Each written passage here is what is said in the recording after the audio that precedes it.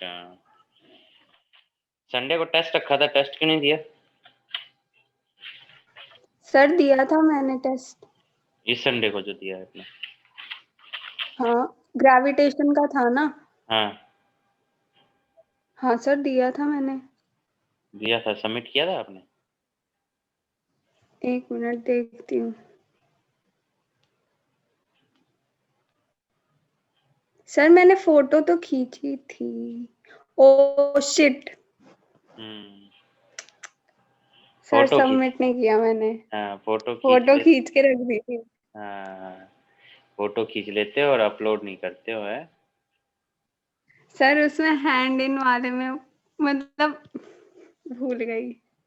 तो hand in click करना भूल गए आप? क्या सर? हैंड इन करना भूल गए ना, यही कह रहे हो ना? हाँ तो अभी करो, हैंड इन करो।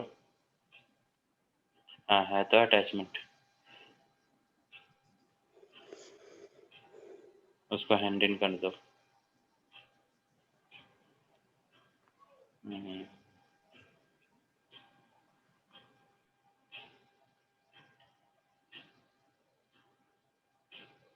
हम्म, ठीक है। सर आ गया। आ गया आ गया।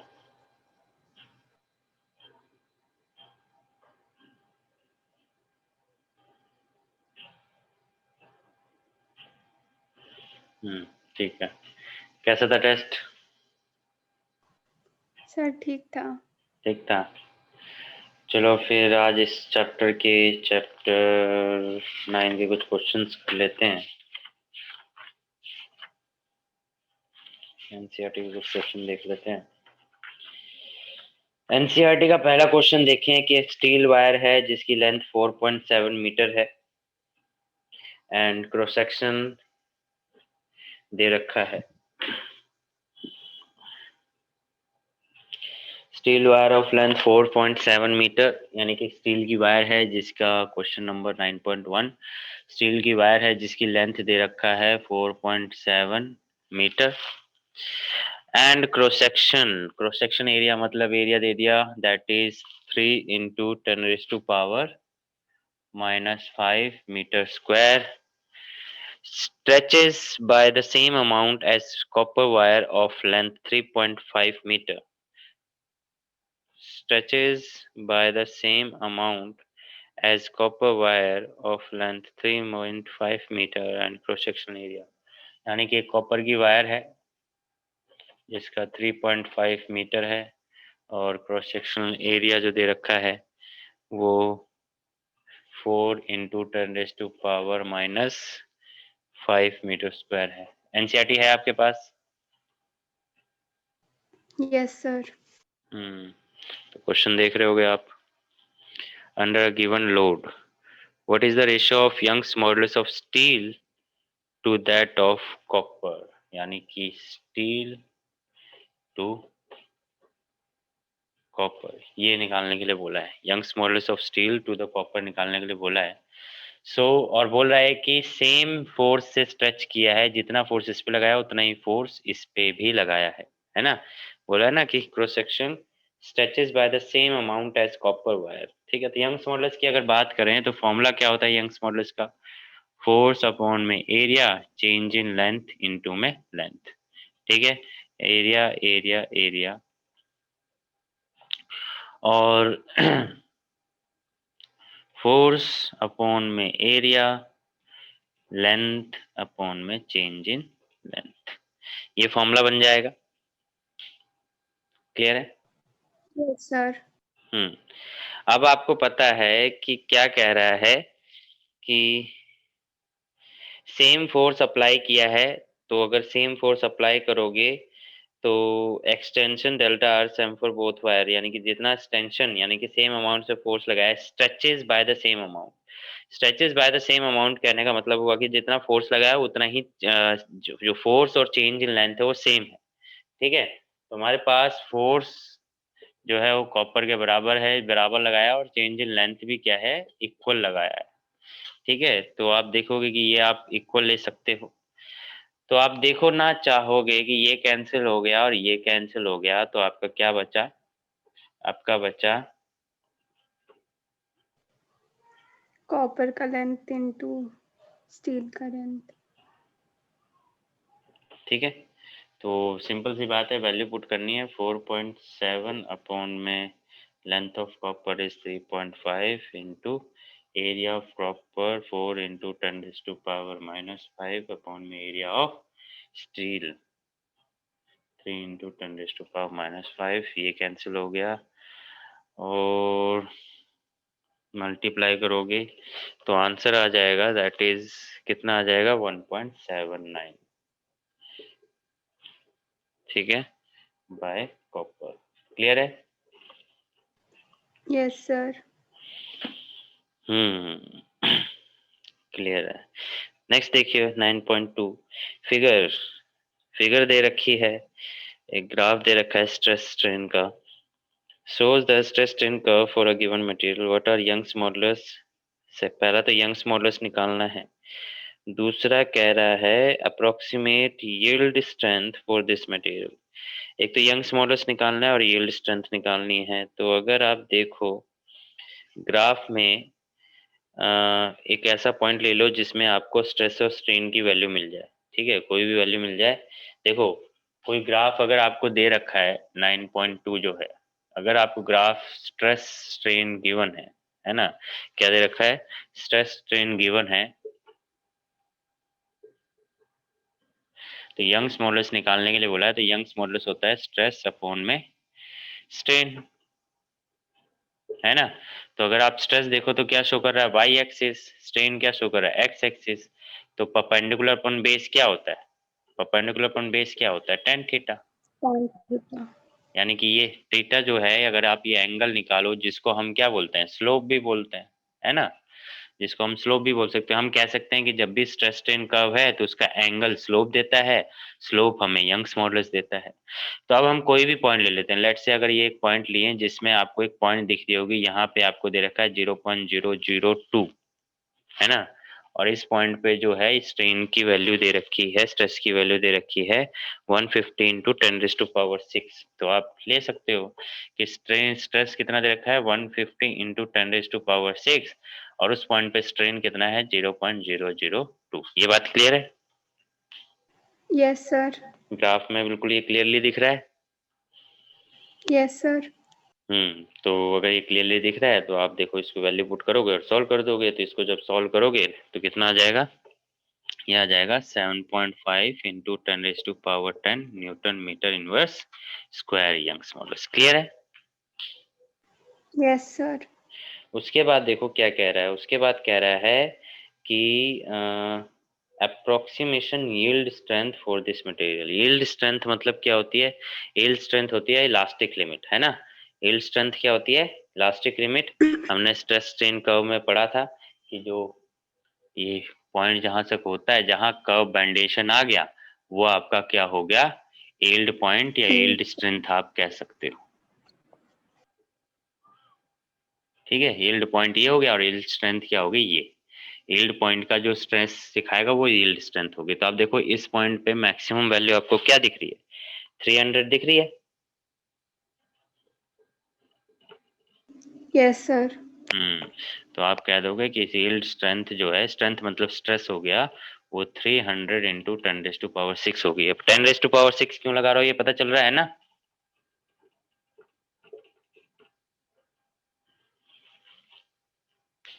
क्या सर? 10⁻6 क्यों लगा रहा हूँ ये पता चल रहा है? सर स्ट्रेस की वजह से। स्ट्रेस की वजह से, क्योंकि उसमें ब्रैकेट में लिखा हुआ है कि ये वैल्यू सारी इंटू 10⁻6 है।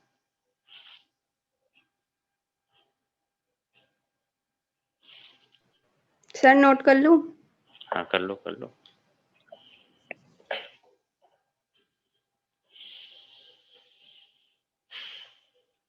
ये तुम्हारा ए पॉइंट हो गया, ये बी पॉइंट हो गया।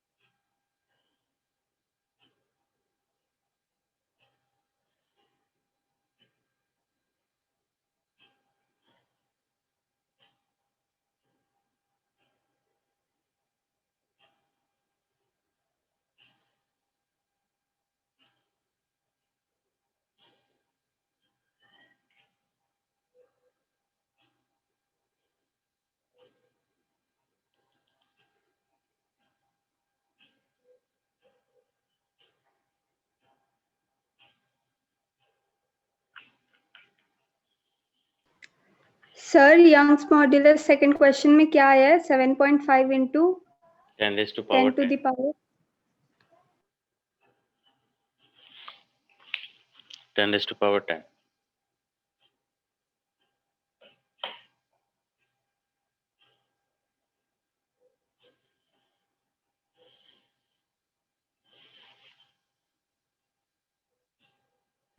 सर हो गया। हो गया। तो थर्ड क्वेश्चन देखो 9.3। 9.3 में आपके पास दो कर्व दिए हुए हैं स्ट्रेस एंड स्ट्रेन के, ए एंड बी, है ना। तो the graph are drawn to a same scale, जिसमें पहला पार्ट पूछ रहा है which of the material has greater Young's modulus. तो बताइए कौन से में हो सकता है।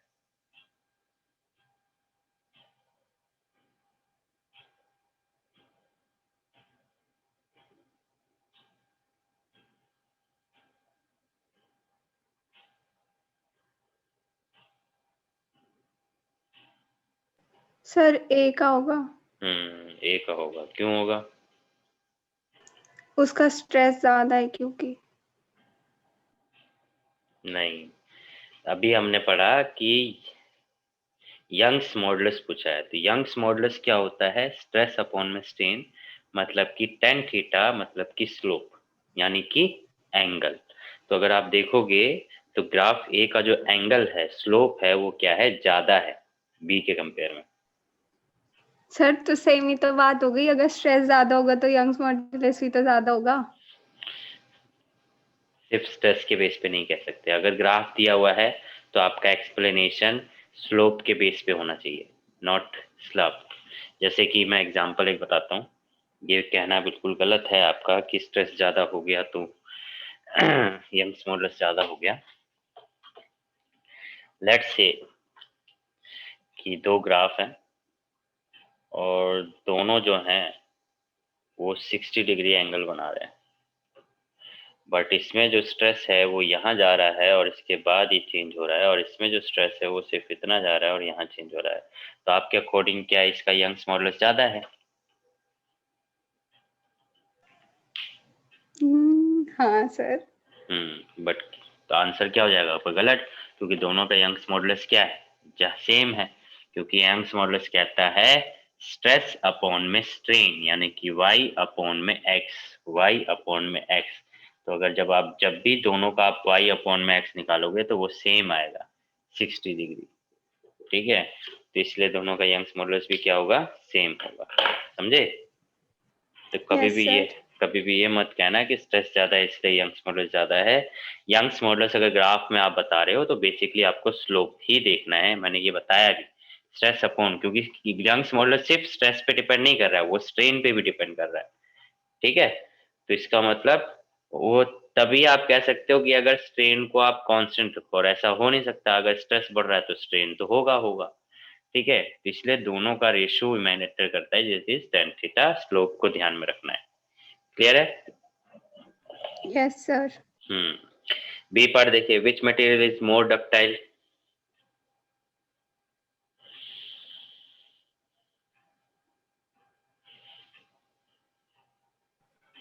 Sir A.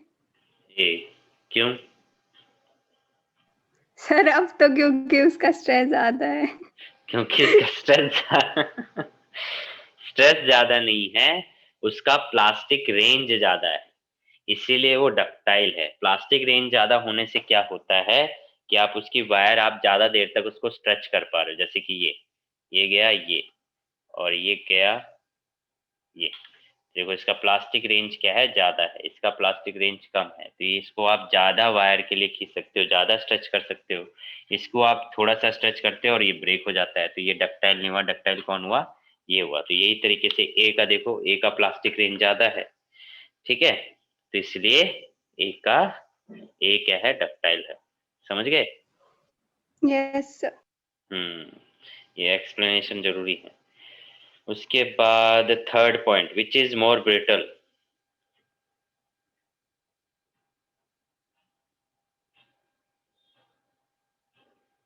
Sir which is more brittle. अरे तो आपके सामने बुक है, बुक में क्वेश्चन देखो, थर्ड पार्ट देखो।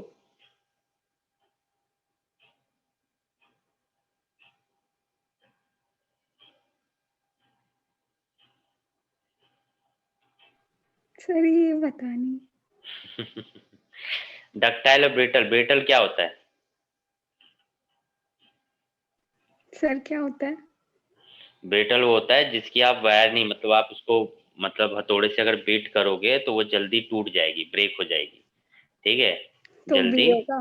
हाँ, मतलब जिसकी आप वायर नहीं बना सकते, बहुत जल्दी टूट जाएगी।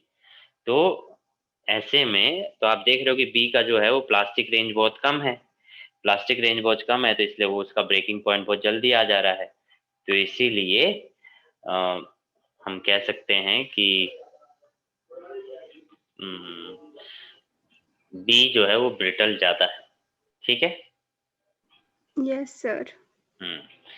दूसरा, last point, which of the two is stronger material? बताइए अब स्ट्रॉन्गर कौन होगा आपके अकॉर्डिंग?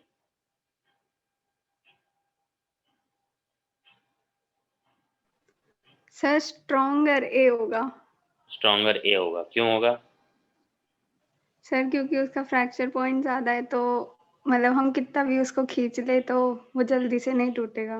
फ्रैक्चर पॉइंट ज्यादा नहीं है वो, सॉरी, फ्रैक्चर पॉइंट जरूर है, प्लास्टिक। प्लास्टिक रेंज ज्यादा है, पर यहाँ पे प्लास्टिक रेंज भी नहीं हाँ, बोलेंगे, हम बोलेंगे कि इसका यंग्स मॉडुलस ज्यादा है, ठीक है। या आप ये कह सकते हो कि ज्यादा स्ट्रेस लगाने पे ज्यादा स्ट्रेन प्रोड्यूस कर रहा है, ये भी कह सकते हो। तो इसलिए हम कह सकते हैं कि ये चीज है, ठीक है। ठीक है सर। हम्म। ओके, तो ये बात समझ में आ गई, ओके चलिए।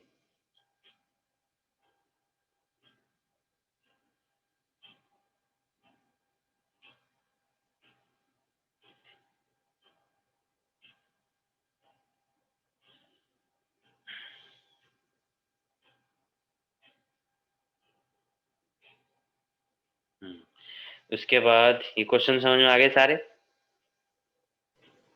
सर 3 ही तो कराए हैं। 3 ही कराए हैं, 4 हो गए, 4 पार्ट हो गए ना इसके। हाँ, हाँ, ठीक है। हाँ हाँ। मतलब वैसे 3 क्वेश्चन कराए हैं। अच्छा, ओके, तो नेक्स्ट देखो 9.4 पढ़ो। Read the each of the statement below carefully and state with reason which is true और फॉल्स। तो बताओ पहला स्टेटमेंट ट्रू है या फॉल्स है?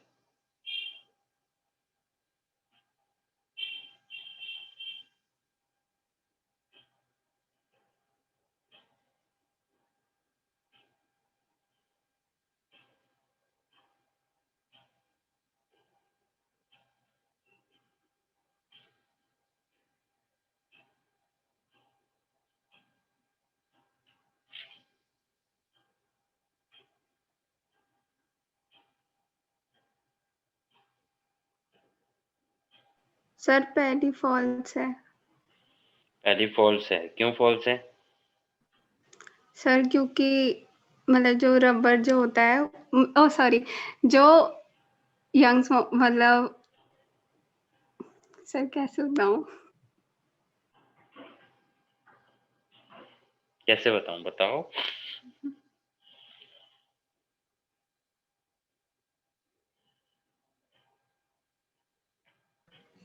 सर जो इलास्टिसिटी होती है हम्म। वो नहीं, नहीं सर रुक जाओ, सर रुक हम्म। जाओ, मेरे को दोबारा से मैं चलो पढ़ो। दोबारा से बताती हूँ आपको शुरू से। हम्म। सर जो रबर होता है उसको हम जब खींचते हैं वो जल्दी से टूट जाता है, हम्म। तो इसलिए वो कम इलास्टिक है स्टील से। और जो यंग मॉड्यूलस होता है वो स्ट्रेस और स्ट्रेन पे भी डिपेंड करता है with in the elastic limit.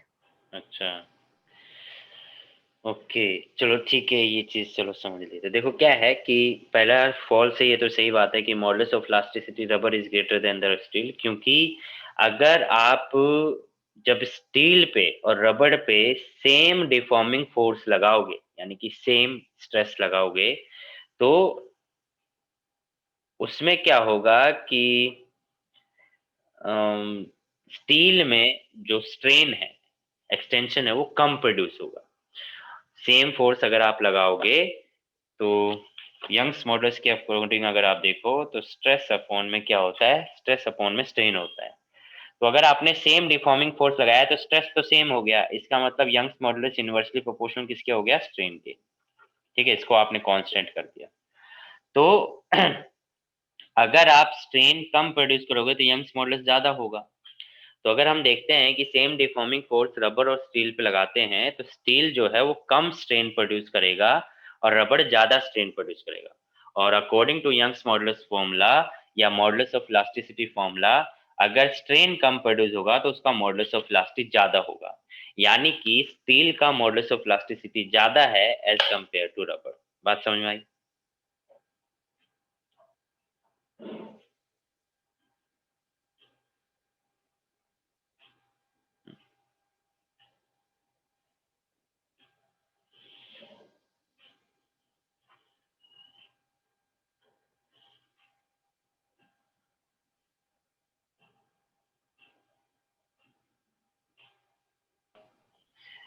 जैसे कि हमने बोला कि रबर और स्टील पे सेम स्ट्रेस प्रोड्यूस कर दिया, तो सेम स्ट्रेस प्रोड्यूस करने से कांस्टेंट हो गया, तो यंग्स मॉडुलस जो है वो स्ट्रेन पे इनवर्सली प्रोपोर्शनल हो गया। ठीक है, यंग्स मॉडुलस क्या हो गया? स्ट्रेन पे इनवर्सली प्रोपोर्शनल हो गया अगर हम सेम स्ट्रेस प्रोड्यूस करते हैं रबर और स्टील पे। तो जब आप सेम स्ट्रेस यानी कि सेम फोर्स लगाओगे तो जो बॉडी है स्टील जो है वो कम स्ट्रेन प्रोड्यूस करेगी एज कंपेयर टू रबर। अगर रबर स्टील जो है कम स्ट्रेन प्रोड्यूस कर रही है तो उसका मॉडुलस ऑफ इलास्टिसिटी क्या होगा? ज्यादा होगा। यानी कि स्टील का मॉडुलस ऑफ इलास्टिसिटी रबर के कंपेयर में ज्यादा है, सॉरी कम है, नहीं ज्यादा है, स्टील का ज्यादा है। स्टील का मॉडुलस ऑफ इलास्टिसिटी ज्यादा है, तो ज्यादा है तो स्टेटमेंट क्या हो गई? फॉल्स होगी। क्लियर है? Yes sir. नेक्स्ट स्टेटमेंट बताओ।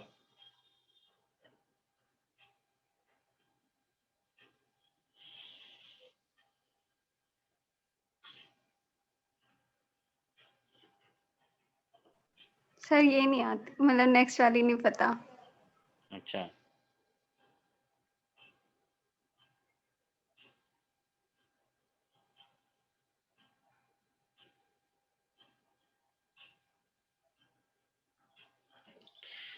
The stretching of coil is determining by shear modulus. बिल्कुल ट्रू है। Stretching of stretching of coil, coil मतलब क्या हो गया? जो स्प्रिंग होती है, ठीक है, तो उसको जब आप स्ट्रेच करोगे, शेयर मॉडुलस याद है क्या होता है?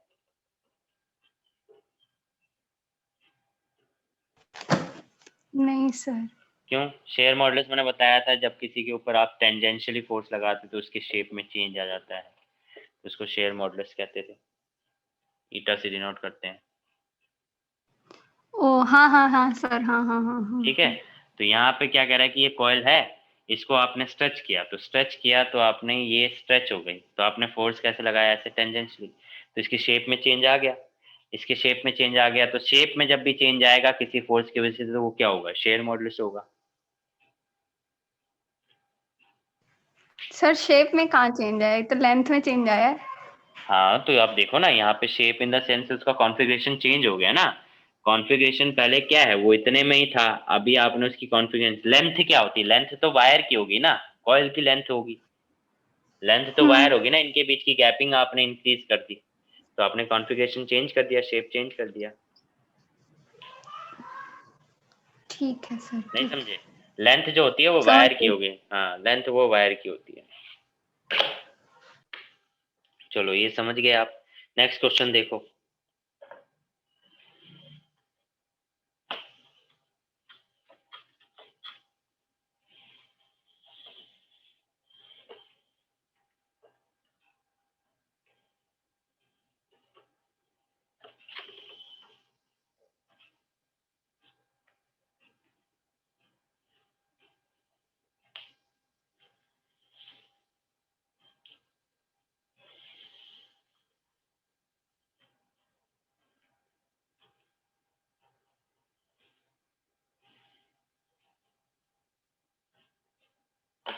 नेक्स्ट क्वेश्चन में क्या कह रहा है? कह रहा है two wires of diameter 0.25 centimetre, दो वायर हैं जिसकी डायमीटर दे रखी है 0.25 centimetre, one made of steel and other made of brass are loaded as shown in the figure. Figure दे रखी है।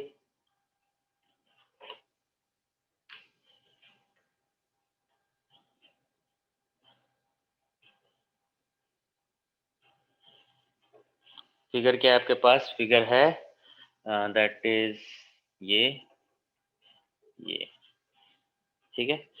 तो ये हो गया 4 kg, ये हो गया 6 kg, 10 मीटर, 1.5 मीटर, ये स्टील की वायर है और ये सर नीचे नीचे 1 मीटर है। अच्छा नीचे 1 मीटर है, ओके। नीचे 1 मीटर हो गया, ये 1.5 मीटर हो गया, ठीक है। तो ये बात समझ में आई। चलिए समझ गए। स्टील ऑफ क्या है, 2 वायर्स ऑफ डायमीटर 0.25, दोनों का वायर डायमीटर सेम है। One made of steel, other made of brass, are loaded as shown here. The unloaded length of steel is wire is 1.5 metre, brass wire 1 metre. Young's modulus of steel दे रखा है, Young's modulus of steel दे रखा है कितना? 2 × 10⁻11 pascal, and that of brass is, brass का दे रखा है 0.91 × 10⁻11 पास्कल, ठीक है। Compute the elongation of steel and brass wire, delta L निकालना है किसका? ब्रास का और स्टील का।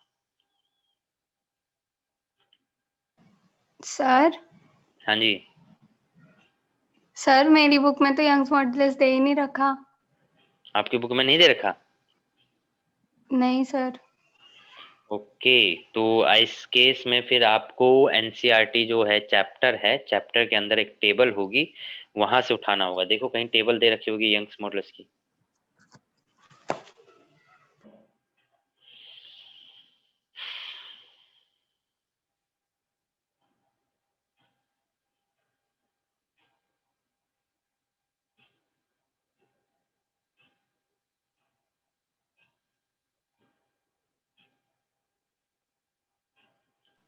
यस सर दिख गई।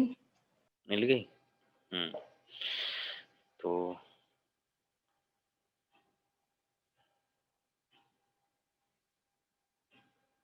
सेम दे रखा है। Yes sir. तो सेम दे रखा है, तो आप इसमें देखो कैसे कर सकते हो। आपको चेंज इन लेंथ निकालना है, तो फॉर स्टील की बात करते हैं, फॉर स्टील की बात करते हैं। तो यंग्स मॉडुलस स्टील की अगर बात करेंगे तो फॉर्मूला होता है फोर्स अपॉन में area change in length into में लेंथ। हमें निकालना है चेंज इन लेंथ, तो change in length is equal to हो गया force into length area into में यंग्स मॉडुलस, ठीक है। फोर्स इनटू में लेंथ अपॉन में एरिया, एरिया क्या होगा? डायमीटर है तो एरिया हो जाएगा πr², और डायमीटर कितना दे रखा है? 0.25, डायमीटर दे रखा है 0.25 सेंटीमीटर। सेंटीमीटर को मीटर में कन्वर्ट करोगे तो 0.25 इंटू 10⁻⁻2 मीटर, और रेडियस निकालना है तो रेडियस डिवाइड बाय 2 हो जाएगा, ठीक है। तो 0.1125 हो जाएगा। इतनी बात क्लियर है? तो यहाँ आप रख सकते हो डेल्टा एल। अब देखो यहाँ पे केस क्या है कि आप डेल्टा एल जो निकाल रहे हो स्टील के लिए, उसमें जो फोर्स होगा वो फोर्स होगा मास ऑफ, फोर्स होगा वो होगा 4 + 6, क्योंकि देखो इस वायर पे, जो स्टील की वायर पे, ये भी वेट है और ये भी वेट है, तो दोनों का कंबाइंड वेट आएगा। तो आप लिखोगे 4 + 6 इंटू 9.8 इंटू में एल कितना है स्टील का 1.5 मीटर, डायमीटर अगर आप रखो 3.14, डायमीटर है 0.25 इंटू 10⁻⁻2, डिवाइड में 2 था तो ऊपर 2 चला जाएगा। और क्या है? Young's modulus. और क्या है? Young's modulus. यंग्स मॉडुलस कितना दे रखा है? 2 × 10⁻11 पास्कल, ठीक है। इतनी बात क्लियर है? Yes sir. तो वैल्यूज रख के इनको सबको जब आप सॉल्व करोगे तो आपको आंसर मिलेगा 1.5 इंटू 10⁻⁻4 मीटर, ठीक है। तो ये आपका आंसर आ जाएगा। सेम तरीके से आपको क्या करना है, ब्रास के लिए करोगे, ब्रास के लिए करोगे तो सिर्फ फिर किसका वेट आएगा? इसका वेट आएगा। ब्रास की वायर के ऊपर सिर्फ इसका वेट आ रहा है, तो फिर Young's modulus of brass is equal to हो जाएगा फोर्स इनटू में लेंथ एरिया इंटू में चेंज इन लेंथ, ठीक है। चेंज इन लेंथ निकालना है, फोर्स, लेंथ, एरिया, एरिया आपका पाई आर स्क्वायर हो जाएगा और इनटू में यंग्स मॉडुलस ऑफ ब्रास। तो सारी वैल्यूज पुट कर दोगे, वैल्यू पुट करने के बाद फोर्स क्या आएगा ध्यान रखना, यहाँ पे आप 6 आएगा, ठीक है। लेंथ कितनी है 1 मीटर, 3.14, रेडियस अभी भी कितना है 0.25 इंटू 10⁻⁻2, ऊपर 2 चला जाएगा, डिवाइड में यंग्स मॉडुलस 0.91 इंटू 10⁻11। तो डेल्टा एल यहाँ सॉल्व करके कितना आएगा, सॉल्व करके आ जाएगा 1.3, 1.3 इंटू 10⁻⁻4 मीटर। क्लियर है? Yes sir. हाँ, तो ये सबसे मेन, यहाँ पे कुछ नहीं था क्वेश्चन में सिर्फ ये था कि इस वेट का इंपॉर्टेंट था कि स्टील वायर लोगे तो 4 + 6 लेना पड़ेगा, ब्रास की वायर लोगे तो सिर्फ 6 लोगे। क्लियर है? Yes sir. चलिए समझ गए होंगे। नेक्स्ट क्वेश्चन देखो 9.6। चलो सर 9.6 कर नोट तो देख। करने दो। अच्छा नोट करोगे, करो करो,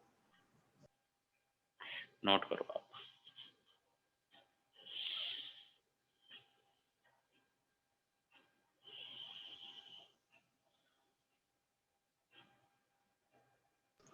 सर ब्रास का यंग्स मॉड्यूलस क्या है? 0.91 इंटू 10⁻11।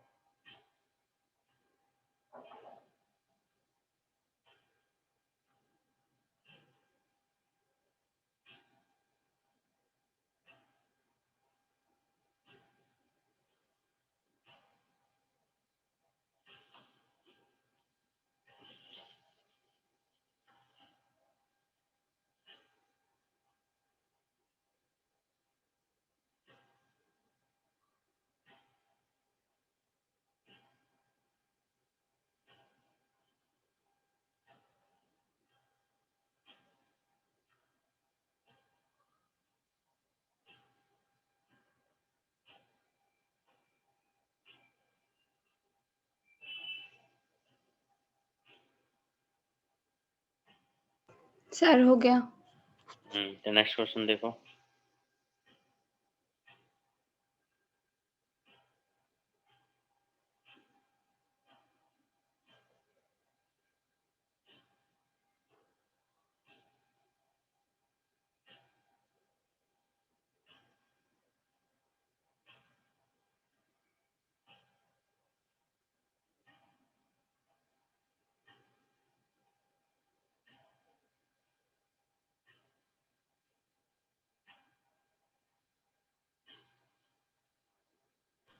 सर पढ़ लिया।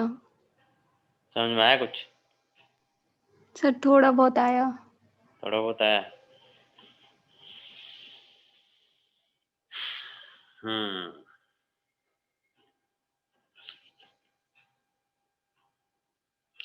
The edge of an aluminum cube is 10 centimeter long. One face of the cube is firmly fixed to the vertical wall. A mass of 100 kg is then attached to the opposite face of the cube, and shear modulus of aluminum is 25 G Pascal. ठीक है, giga pascal हो गया ये, 25 giga pascal. What is the vertical deflection of this face? Vertical deflection मतलब कि देखो share modulus दे दिया है, तो शेयर मॉडुलस दे दिया है तो शेयर मॉडुलस का डायरेक्ट फॉर्मूला जो होता है वो क्या पढ़ा है आपने? डायरेक्ट फॉर्मूला पढ़ा है सेम फोर्स अपॉन में एरिया डेल्टा लेंथ इंटू में लेंथ, और चेंज इन वर्टिकल डिस्प्लेसमेंट यानी कि डेल्टा एल आपको निकालना है। ठीक है, तो अब आप देखो यहाँ पे फोर्स कैसे निकालोगे। फोर्स तो देखो आपका क्या हो जाएगा mg, यानी कि वेट है ना। फोर्स इज इक्वल टू क्या हो जाएगा mg, और लेंथ एरिया, एरिया जो होगा वो कैसे आएगा, एरिया जो होगा वो लेंथ इंटू लेंथ हो जाएगा, यानी एल का स्क्वायर। ठीक है, क्योंकि क्यूबॉइड है, एल का स्क्वायर और ईटा। तो मास कितना दे रखा है, मास दे रखा है क्यूब 10 सेंटीमीटर 100 kg। तो और जी की वैल्यू अगर हम 10 ले लें, क्या ले लें, जी की वैल्यू अगर हम 10 ले लें तो कितना हो जाएगा 100 इंटू में 10, और इंटू में लेंथ कितनी दे रखी है, लेंथ दे रखी है 10 सेंटीमीटर लॉन्ग, यानी कि 10 इंटू 10⁻⁻², अपॉन में लेंथ का स्क्वायर मतलब 10 का स्क्वायर यानी कि 100 इंटू 10⁻⁻² का स्क्वायर यानी कि 4 हो जाएगा। और ईटा कितना दे रखा है, ईटा दे रखा है 25 गीगा पास्कल। तो 25 गीगा मतलब, गीगा का मतलब होता है 10⁻⁹। तो ये आपको, इसको आप सॉल्व कर लो तो delta L is equal to कितना आ जाएगा, delta L is equal to आ जाएगा 4 इंटू 10⁻⁻⁷।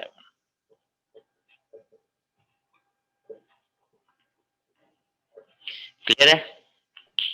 Yes sir. इसी तरीके से इसको करना था।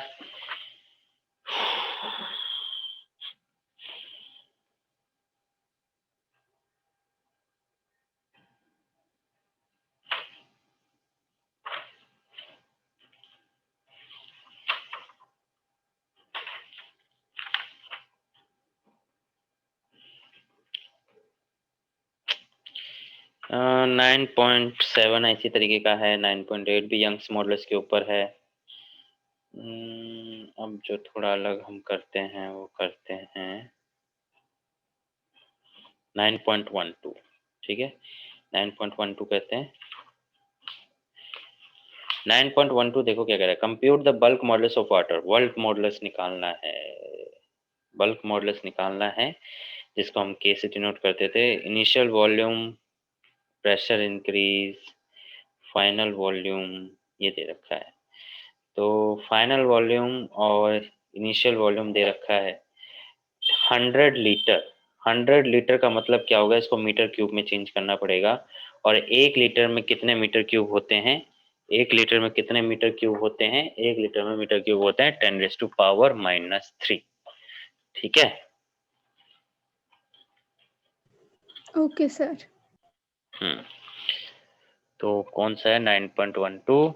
तो इनिशियल वॉल्यूम दे रखा है 100 लीटर, और 1 लीटर में होते हैं 10⁻⁻3 मीटर क्यूब। तो ये आंसर आ गया मीटर क्यूब में। फाइनल वॉल्यूम दे रखा है, दैट इज फाइनल वॉल्यूम दे रखा है 100.5 लीटर। तो 100.5 लीटर, इसको चेंज इन वॉल्यूम निकालेंगे तो फाइनल कैसे निकलेंगे, change in volume, final volume minus initial volume यानी 0.5 लीटर। तो इसको आप क्या लिख सकते हो, 0.5 इंटू 10⁻⁻3 मीटर क्यूब। ठीक है, बल्क मॉडुलस निकालना है तो बल्क मॉडुलस होता है प्रेशर अपॉन में चेंज इन वॉल्यूम इनटू में इनिशियल वॉल्यूम। ठीक है, तो प्रेशर क्या दिया हुआ है, प्रेशर दिया हुआ है increase in pressure, increase in pressure that is 100 ATM, और 100 एटमॉस्फेरिक प्रेशर है। 1 एटीएम जो होता है वो 10⁻⁵ पास्कल के बराबर होता है। ठीक है, तो pressure is equal to 100 ATM. 1 ATM की वैल्यू दे रखी है क्वेश्चन में, यस सर, दे रखी है। कितनी दे रखी है, 1.013 इंटू 10⁻⁵। तो आपने एटीएम को पास्कल में कन्वर्ट कर दिया। बस अब वॉल्यूम वॉल्यूम पुट करनी है, पी की जगह 100 इंटू 10 1.013 इंटू 10⁵ पास्कल। वॉल्यूम कितना है 1000, 1000 क्यों है, 100 है ना, 100 इंटू 10⁻⁻3। चेंज इन वॉल्यूम कितना है हमारे पास 0.5 इंटू 10⁻⁻3। तो इजी है, पॉइंट से पॉइंट हटाओगे तो जीरो लगाओगे, एक पॉइंट यहाँ लगा दो। ठीक है, तो 5 4 4 10 बचा, तो 101.3 पास्कल। ठीक है, यस ठीक है। सर। अरे अपॉन में 5 भी तो है, अपॉन में 5 भी है, तो सॉल्व करोगे तो कितना आ जाएगा ये 2.026 into 10⁻⁹ pascal. Okay, yes sir. यहाँ पे गलती करी है हमने, ये डायरेक्ट कर दिया हमने, यहाँ पे कर दो, इसको पूरा सॉल्व करोगे ये हो जाएगा 2.026 इंटू 10⁻⁹ पास्कल। क्लियर है? Yes sir. तो इसी तरीके से क्वेश्चन है, बाकी आप 9.1315 करेंगे, 17 को छोड़ देना, 18 को छोड़ देना, बाकी छोड़ देना, बस यहीं तक कर लेना, 15 तक कर लेना, 15 के 16 तक कर लेना। ठीक है, ओके सर। तो आज के लिए इतना ही कर